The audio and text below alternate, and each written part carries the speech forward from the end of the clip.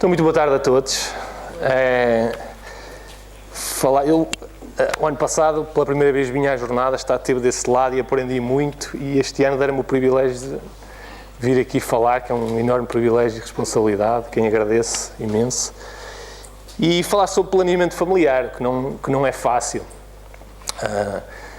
E não devia ser, não é? O planeamento familiar devia ser um tema completamente unânime e pacífico na nossa sociedade, mas ele ainda tem uma série de condicionalismos culturais, religiosos.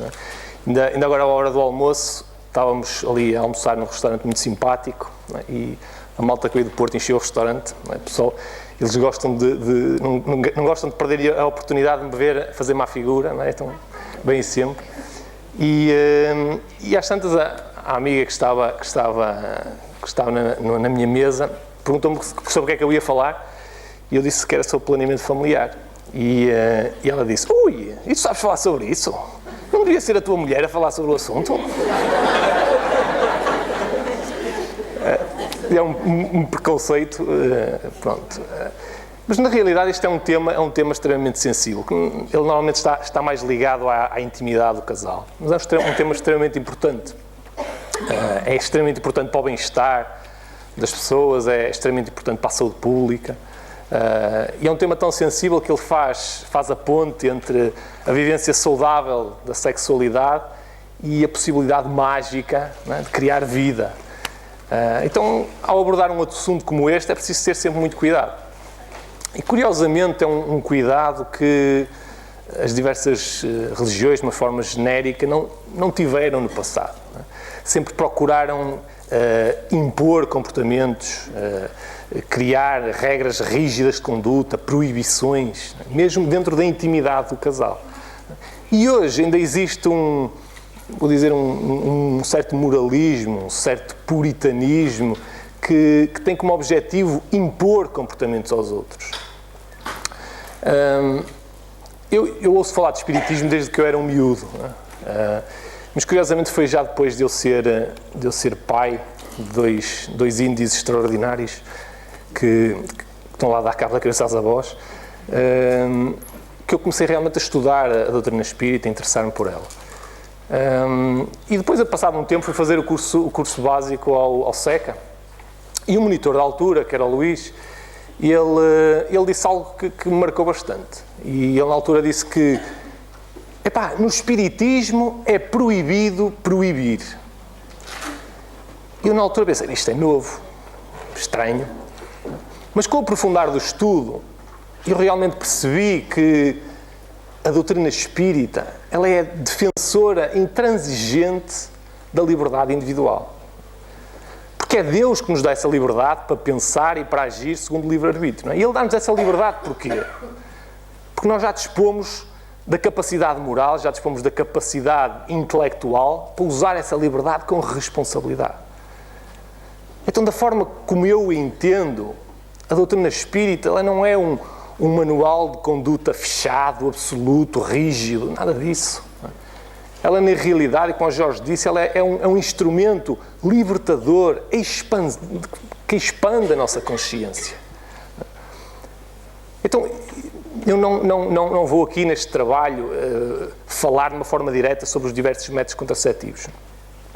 Na realidade, a sua decisão deve estar centrada na intimidade do casal. Obviamente deve-se basear nos princípios éticos e morais que cada um aceita válidos para si. Deve-se basear também na singularidade de cada indivíduo, cada relação afetiva. Deve ser discutido no âmbito de uma consulta de planeamento familiar. A informação está aí aos pontapés. E nós vivemos numa sociedade que é riquíssima em informação. Mas muitas vezes essa informação, essa riqueza de informação apenas existe em quantidade.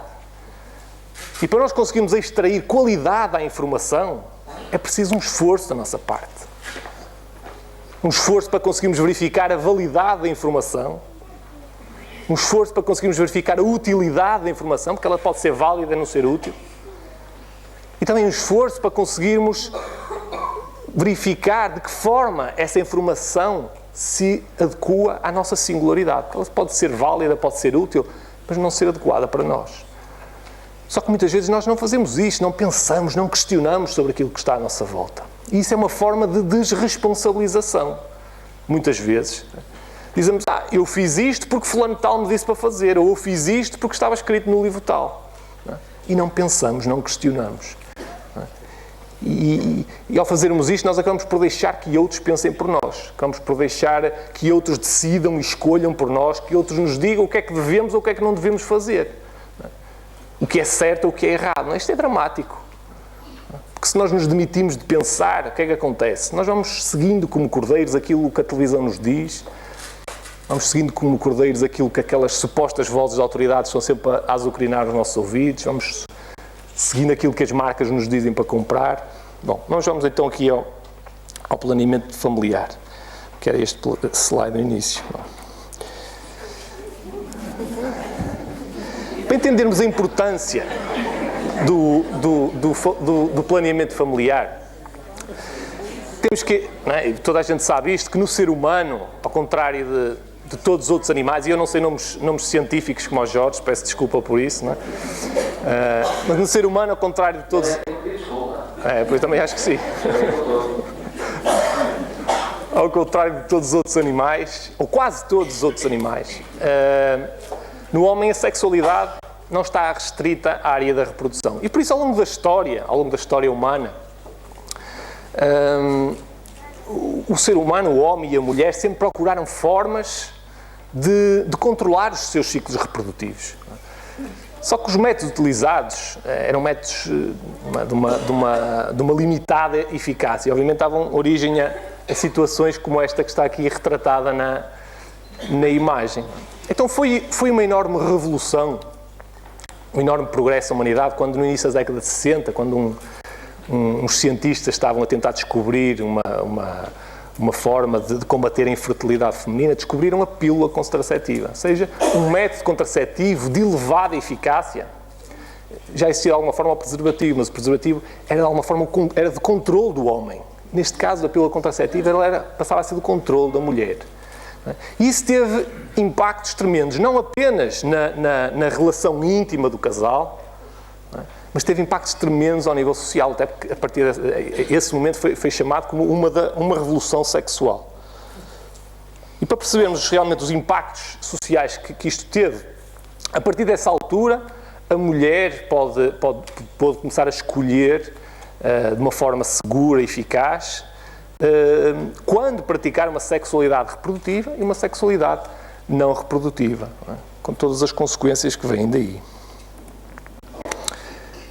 Uma diminuição drástica da taxa de natalidade, algo que já vinha em alguns países do centro da Europa, vinha a ser apreciado desde o final do século XIX. A partir desta altura, estendeu-se de uma forma também progressiva, por todo o mundo ocidental. Uma integração intensiva das mulheres no mercado de trabalho. As mulheres tendo a oportunidade de controlar os seus ciclos produtivos, têm a possibilidade em alguns momentos da sua vida, dar prioridade à carreira, dar prioridade à sua realização profissional, têm a oportunidade, o poder de equilibrar maternidade e realização profissional. Isto é extraordinário. Extraordinário para a mulher, para a sua autoestima, e também para a afirmação da mulher na sociedade e para a própria sociedade, porque fica beneficiada com essa integração da mulher. E, obviamente, está a origem a transformações na relação de poder entre o homem e uma mulher. Ou seja, a igualdade que hoje, em teoria, existe entre o homem e uma mulher, ou seja, todo homem e todas as mulheres devem ter os mesmos direitos, as mesmas oportunidades, os mesmos deveres. E um aparecimento de novos modelos de família. Aquele modelo tradicional, pai, mãe, os filhos, hoje não é bem assim. Existem outras formas de família que reclamam o direito de se chamarem família, e com legitimidade.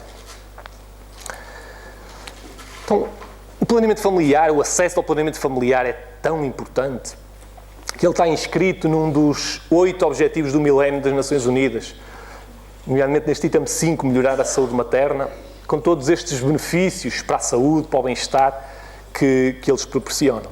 E por isso o planeamento familiar, ele é na realidade um enorme progresso que o ser humano conquistou, oferecendo-lhe a possibilidade, a liberdade, o poder de escolher e decidir numa área tão sensível das suas vidas. Não é? E o progresso é isso mesmo, não é? O progresso é nós caminharmos de uma forma progressiva, desde uma exposição completa às circunstâncias naturais, até um progressivo maior controle sobre essas circunstâncias. Mas, obviamente, que esse maior controle sobre essas circunstâncias, para ser bem feito, precisa de responsabilidade, precisa de sentido ético. Existem dúvidas ainda sobre este tema. Não é? E uma das dúvidas é se realmente o planeamento familiar limita a vontade de Deus. Como se calhar Deus queria que eu tivesse um batalhão de filhos, mas eu acho que só tenho condições para ter um. Só me sinto preparado para ter um. Deus queria que eu tivesse filhos, mas eu não quero ter filhos. Eu acho que esta dúvida acaba por revelar uma visão restrita da ideia de Deus. Não é? Acho que às vezes nós não conseguimos ver bem Deus como uma inteligência suprema, um Pai infinitamente justo e bom. Não é? E quase que imaginamos Deus como aquele pai que vai atrás do autocarro do filho quando ele vai naqueles passeios escolares, vai atrás do autocarro do filho para que nada lhe aconteça, não é? Tentando protegê-lo de todo o mal que lhe possa acontecer. Não é? Deus não controla todos os momentos da nossa vida. Nós não somos fantoches nas mãos de Deus. Nós somos espíritos livres a quem Deus dá a possibilidade de agir bem ou de agir mal. Porque essa é a forma que nós temos e que Deus nos proporciona de tentarmos descobrir qual é o melhor caminho que nos leva à felicidade. E para descobrirmos esse caminho, Deus oferece-nos uma série de instrumentos preciosos. E um deles é a liberdade.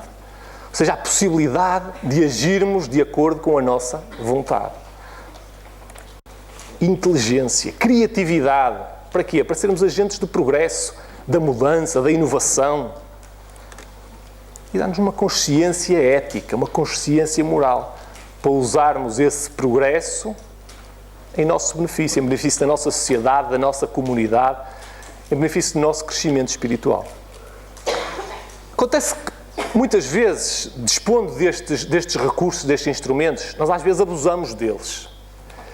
E outras vezes abdicamos de os usar, colocando em Deus a responsabilidade quase total sobre a condução das nossas vidas. Não é? Obviamente que isto é uma manifestação de fé, mas estas manifestações de fé precisam de vir acompanhadas com responsabilidade por tudo aquilo que fazemos. Não é? Caso contrário, acaba por tornar-se uma forma de passividade. Pode levar até uma forma de fanatismo. Não é? E às vezes até se formos malandrecos, até podemos usar isso em nosso próprio benefício. É uma história engraçada de um padre e de um sacristão que estavam na sacristia a discutir qual era a melhor forma de distribuir o dinheiro das esmolas. Não é? E às tantas o padre disse, se calhar o melhor era fazermos o seguinte, não é? Fazemos uma linha no chão, atiramos as moedas ao ar, as que caírem para o lado esquerdo são para Deus, as que caírem do lado direito da linha são para nós. Mas o sacristão, que era um malandreco de primeira, diz assim, padre, se calhar é melhor não. Vamos deixar isto ao critério de Deus. Vamos fazer isto segundo a sua vontade. Atiramos as moedas ao ar. Aquelas que Deus apanhar são para Ele. As que caírem ao chão são para nós.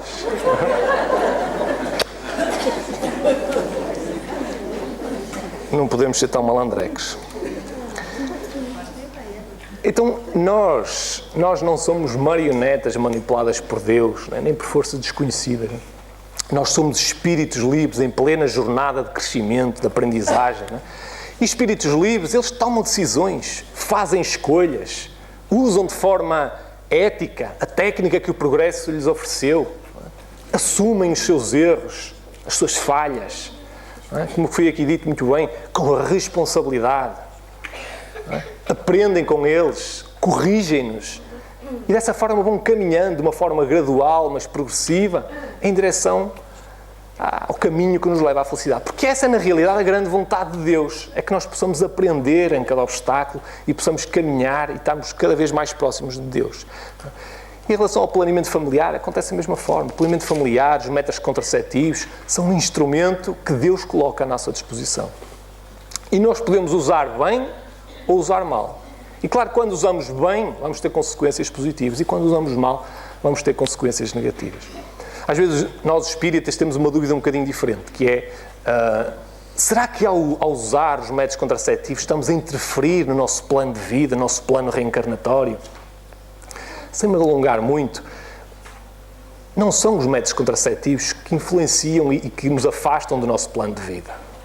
É o nosso egoísmo, é o nosso orgulho, é a nossa preguiça, é o nosso individualismo, é a nossa ganância, é a nossa vaidade.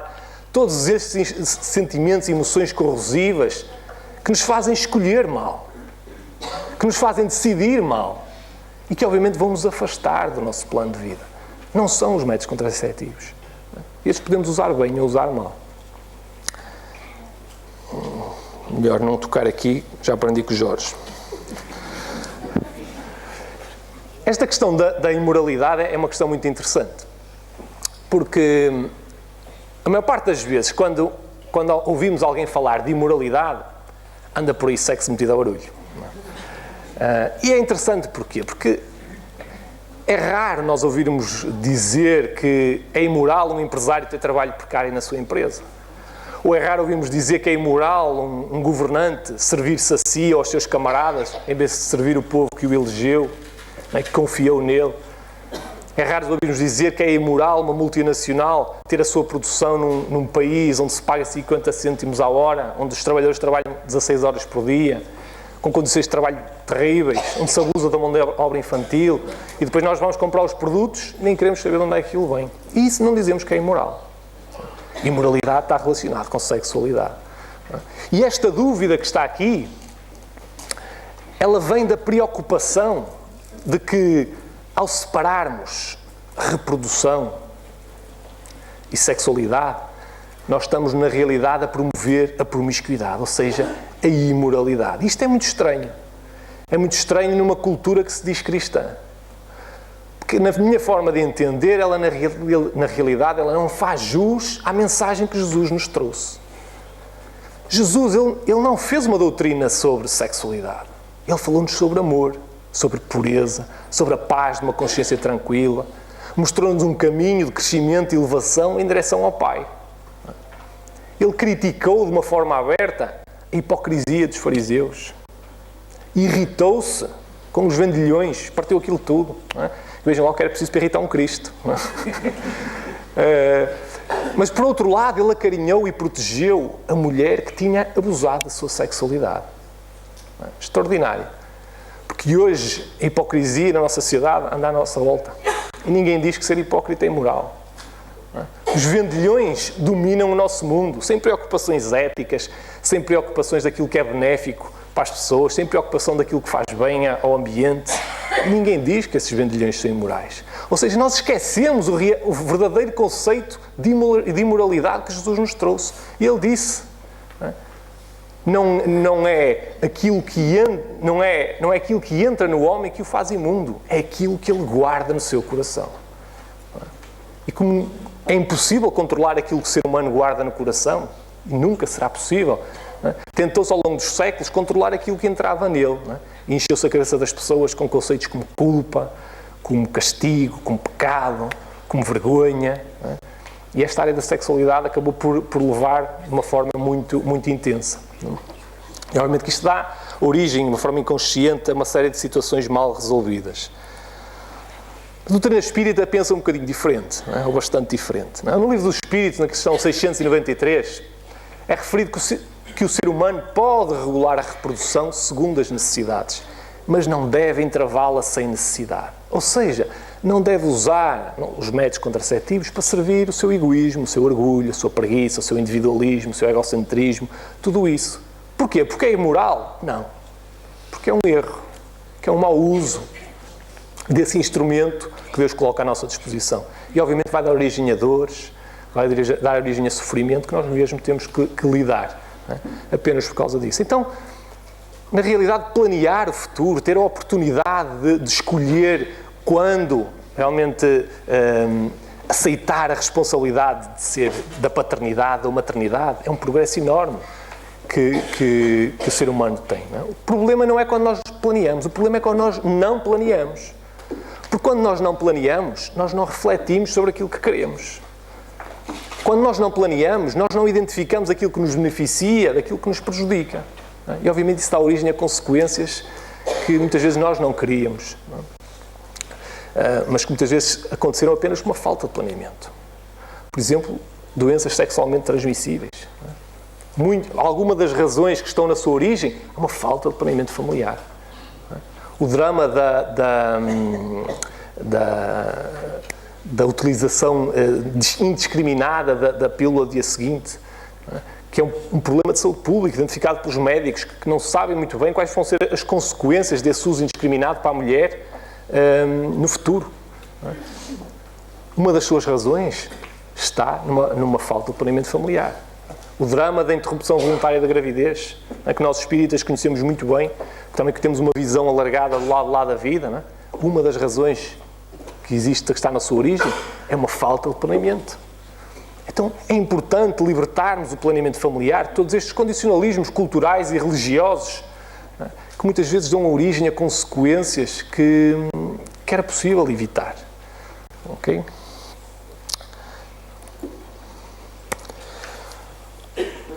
Nós atualmente vivemos um enorme desafio.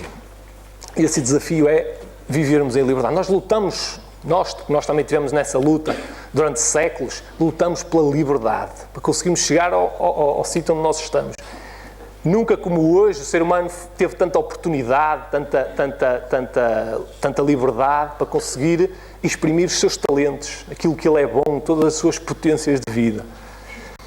Mas às vezes nós olhamos à nossa volta e aquilo que vemos são comportamentos iguais, comportamentos dependentes, comportamentos estereotipados, comportamentos previsíveis. O que nos leva a pensar que, na realidade, viver em liberdade é algo que nós ainda precisamos aprender. E para aprendermos a viver bem em liberdade, é preciso responsabilidade. É fundamental. Assumirmos as nossas escolhas, assumirmos as nossas decisões, as nossas falhas, os nossos erros, assumirmos quem somos, a nossa vontade, o que sentimos. Assumir tudo isso. Sem tentar arranjarmos desculpas, estamos sempre a tentar arranjar desculpas, sem tentar arranjar bodes respiratórios, não é? Nada disso. Esta responsabilidade é uma forma de nós nos conhecermos verdadeiramente. Porque se estamos sempre a tentar arranjar desculpas, não vamos aprender, não vamos reconhecer os erros, não vamos aprender com esses erros. Não? É preciso autonomia, porque pode-nos ser dada toda a liberdade do mundo. Mas se nós continuamos a ter comportamentos dependentes, nós não vamos usufruir daquilo que a liberdade tem para nos dar. E esta dependência é uma série de níveis. Nós ainda somos profundamente dependentes. Dependência afetiva, não é só dependência dos vícios. Dependência afetiva, dependência daquilo que os outros pensam, daquilo que os outros acham, daquilo que os outros dizem, dependência da televisão, dependência da tecnologia, também há. Há tantos níveis de dependência, dependência religiosa. E ética. Ética é a arte de saber viver. É a arte de saber escolher com sabedoria. E obviamente que esta ética tem que estar baseada numa moral inabalável. Não é? Que a moral de Jesus é inabalável. Não é? Mas sem este comportamento ético, a liberdade pode dar origem a abusos, a excessos, a uma anarquia mental, social, a consequências imprevisíveis. Então, tudo o que for feito para que a sexualidade deixe de ser um tabu, não é? E comece a ser encarada de uma forma mais natural, na minha forma de ver, deve ser vista como um progresso.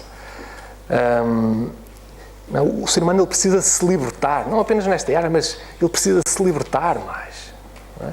E obviamente que este ser livre a nível sexual não é sinónimo de libertinagem, não é a liberdade dos hippies, não é fazer aquilo que se bem entende quando dá na real gana. Não, isso não é ser livre. Isso não é ser livre, isso é ser escravo, isso é ser dependente dos impulsos, dos instintos. Nós não somos livres se não conseguirmos caminhar na direção que escolhemos, porque não conseguimos ultrapassar as barreiras biológicas, sociais, espirituais que estão à nossa volta. Então, para o ser humano, para ele ser mais livre a nível sexual,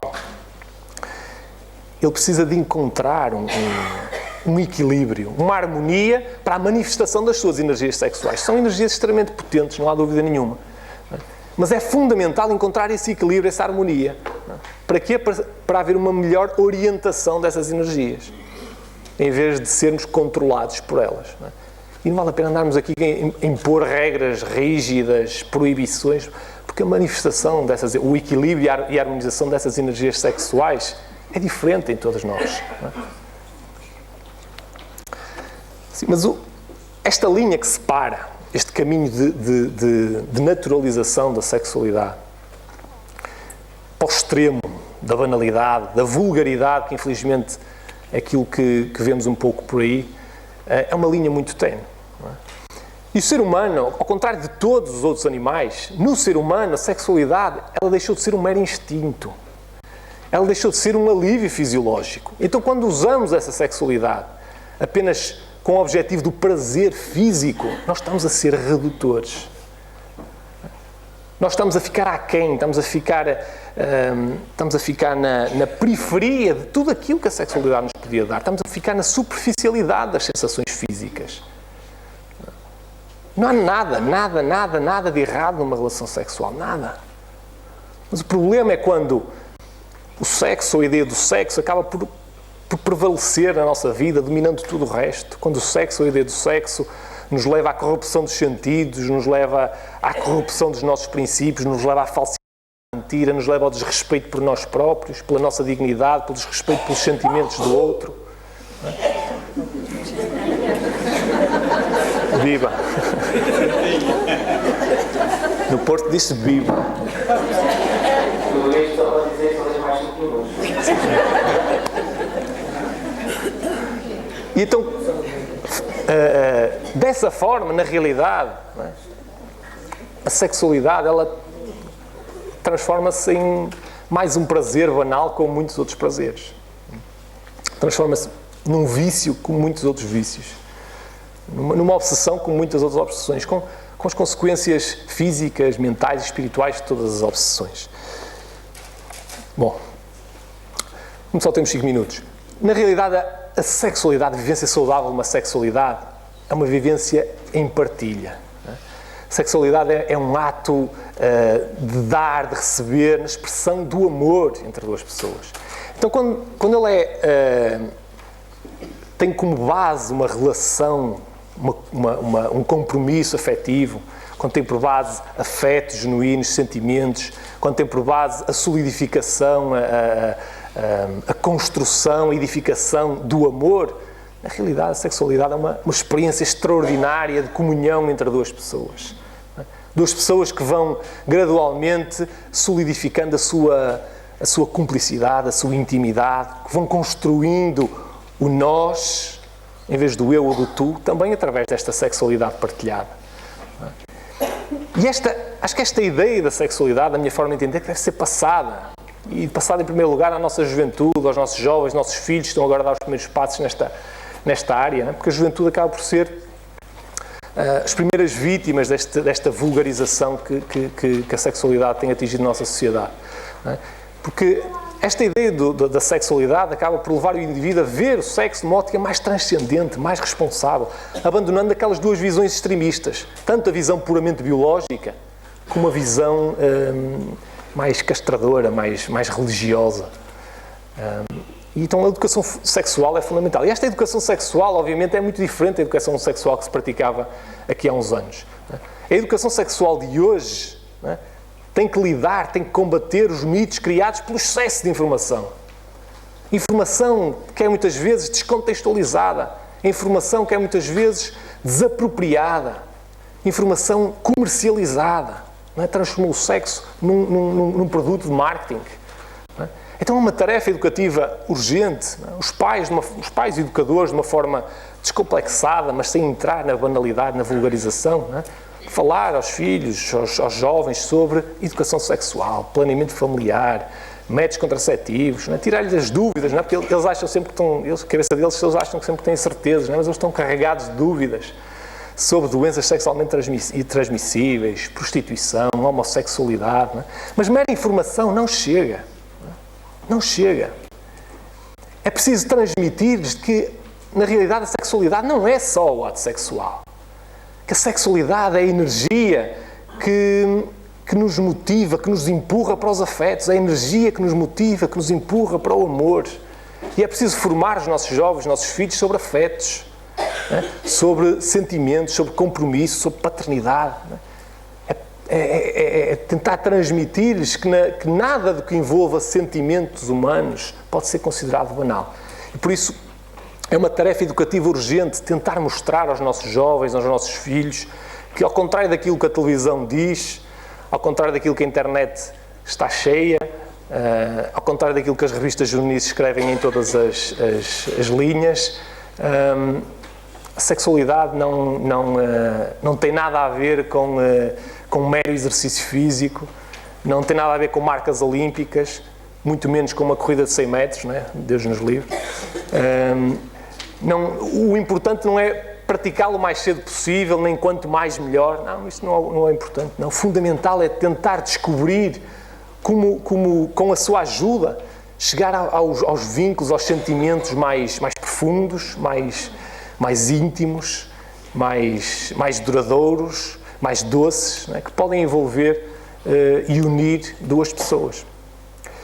E eu acho que não vos vou amassar mais. E era isto que eu tinha para partilhar, ok? Muito obrigado.